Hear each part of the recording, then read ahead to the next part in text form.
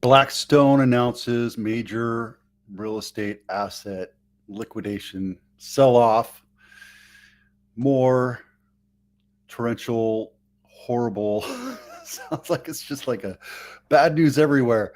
More commercial properties going to foreclosure. This time, this again, it's in Texas, but this time it's in San Antonio. Willow, Glen luxury home of the week, and the 12 Bay Area year-to-date chart, sales chart. Let's get moving here. First, Blackstone announces major asset liquidations as redemption requests for its REITs continue.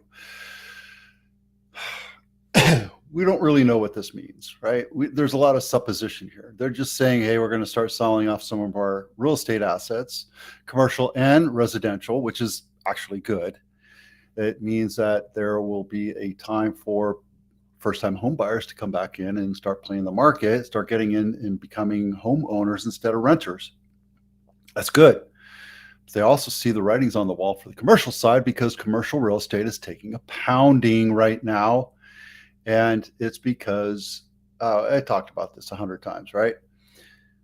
The supposition here is they're looking to raise more money for other asset purchases, like bigger builds for the future. But right now is a good time for them to sell because, hey, right now we're at a peak in the industry. So what does that mean? There's going to be more supply for the demand that's out there, which is just in time because we're expecting rates to go down in September. That's good. What does it mean for investors? Well, continue to invest in Blackstone if that's something that you're doing or if something that you want to do. I personally don't believe in what they're doing, so I won't buy into it. No judgment. But their REIT is designed to deliver 12% equity interest every year. That's huge, right? When you go through your finance classes in college, that 12% is that magic marker number that every 7 years your money doubles. So they're doing the right thing for their stake and stockholders. Is it necessarily a good thing for Mr. and Mrs. USA? No, because they take away properties that home buyers could be buying and they convert them into rentals. And they're holding it because they either rent it out or they're just holding it vacant and letting it build up equity because the market is doing so well. Right now, the market's going to start peaking, and we talked about this last week. We have a lot of different areas, not metropolitan areas, but areas around metropolitan areas that are starting to stink. Outside of Austin, outside of Tampa, outside of St. Louis, outside of the metropolitan areas, you're going to see areas start to contract a lot faster because it just happens that way. As a matter of fact, we're going into our 12 Bay Area sales report, and you see San Francisco being the top leader in list price to sales price ratio. Not necessarily in volume or anything, but they're coming back, right? So what this means is if you're an investor, this is good news. If you're a home buyer, this is potentially good news because it might make houses more affordable for you. Okay. San Antonio has 600 units that they're putting on the auction block. They bought this and they're trying to sell it right now for twice what they bought it for, and it's not going to happen. They're in foreclosure. They bought it for 70 million, financed 62 million. That means investors sunk in 8 million, and hopefully they can sell this. Right now, they bought it. When they bought it, it was 113 or 114. Let me see if I can play it. I'm going to shut the volume off just in case you can't hear it. But they bought it with the expectation of raising rents. And a lot of those properties, a lot of those doors or units are Section 8, which you can't increase, right? 118,000 per unit. Now, watch this. They're going to they're for sale for like I want to say $160,000 per unit, which that's a fool's purchase. Nobody would buy that, right? So then selling it 107 million, 180 per unit. So you're going to see a lot more of this happening.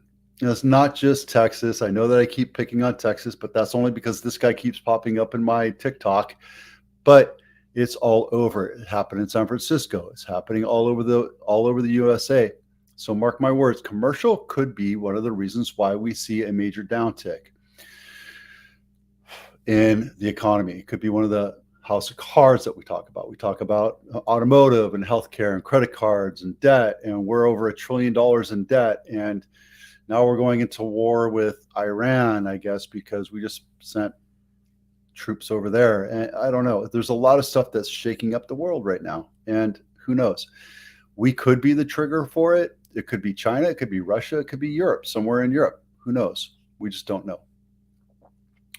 But a lot of the news reports I'm seeing these days are the economy has already started contracting. We're already in a recession. And on all my feeds, people say, well, are we in a recession? They're not announcing it. And who am I to tell you? I think the recession is already here, but I'm a real estate guy, right? And I look at all different industries, but I'm by no example to be looked at as the global economic expert here. I'm just telling you what I see and trying to shove out this information so you can make an educated guess if you want to buy or sell a house. And I'm busy right now, so a lot of people are buying and selling houses, right? Let's go into this one. Brace Avenue on my radar again. It's on market 55 days. They just lowered the price down from $100,000 from 1.55 to 1.45. So $100,000 off.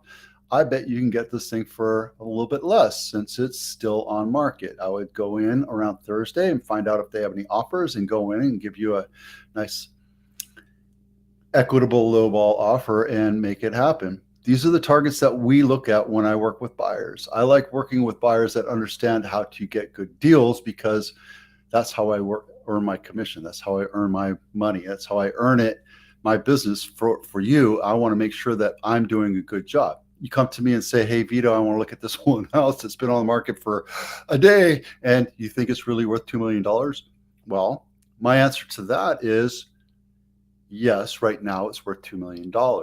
There might be a buyer that's coming in and going to buy that for $2 million, maybe even 2.1 or 2.2, but we don't know. If it's on market for 30 days and it's still sitting there at $2 million, then it's not worth $2 million. It's worth 1.8, 1.9. Then you can go in and ask for better terms.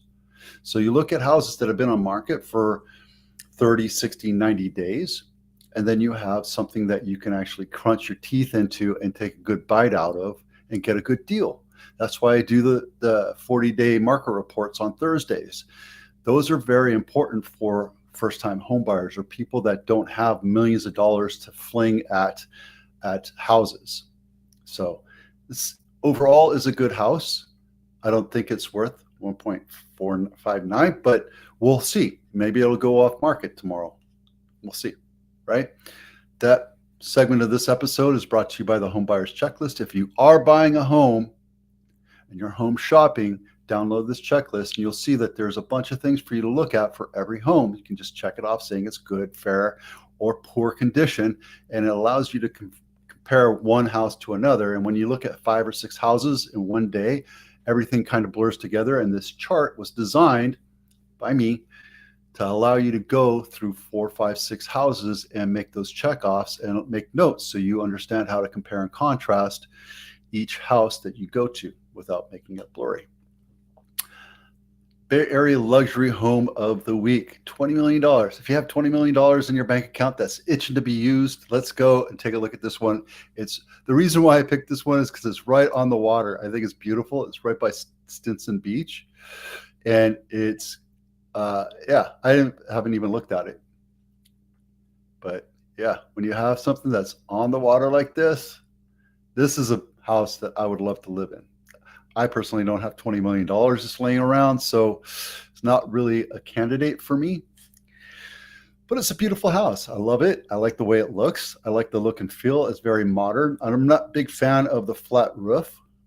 I got rid of my flat roof for a reason, because they're prone to have issues. just like commercial properties. But guys, this is the ultimate in living. And if you're a billionaire, you want a 5-bedroom, 4.5 bath that's 3,200 square feet, built in 2015. This is a custom house that you can really sink your teeth into, right? And it's gorgeous. And you can just fly your helicopter there, land, and enjoy the weekend. That segment is brought to you by the Home Inspection Checklist. If you're thinking about selling your house, this is a way to let you go through every nook and cranny of your house and see if there's cracks or repairs that are needed before you bring in the inspector. By no means is this a replacement of your home inspection, because you want to have a third-party, unbiased professional come through and take a look at your house. But if you're going through it before and you fix maybe a plug or a switch or replace a washing machine that broke or a dishwasher that broke, this is a great way to go through it and create a list, a honey-do list. So there you go. Download it. It's free. Promise I won't bug you too much. So this is the 12 Bay Area report, and there's nothing major to report other than we're over $11 billion in Santa Clara County this year. We're still far below the line of volume, dollar sign volume, as well as the number of sold houses, if you match this from last year. But the point is we're still doing strong. Almost every house that goes up on market gets sold unless it's overpriced. And if it's overpriced, it's going to sit. So there you go. This last week, we put 180 homes on market. Nothing compared to Alameda or Contra Costa. But again, I keep telling you, if you want a really good buy, look at Napa, 96 cents on the dollar versus 107 cents on the dollar. So if you're thinking about buying a house and you don't care where you live, Napa is a great place to make a great deal. The only problem is there's not a ton of new listings in Napa. There's 30, and overall there's only been 467 sales this week. All right. Commercial, automotive. Go look at commercial real estate and look at the automotive industry. Dig deep into that and see if we're in a recession or not. Tell me, come back to here and comment whether or not you think I'm on the right heading, or if I'm full of crap. Please, I would love to hear your input on this. And then we talked about Willow Glen Home of the Week and the Luxury Home of the Week, which is amazing, and the 12 Bay Area Sales Report. I'm Vito with Avatano. Thanks for watching. We'll see you out there.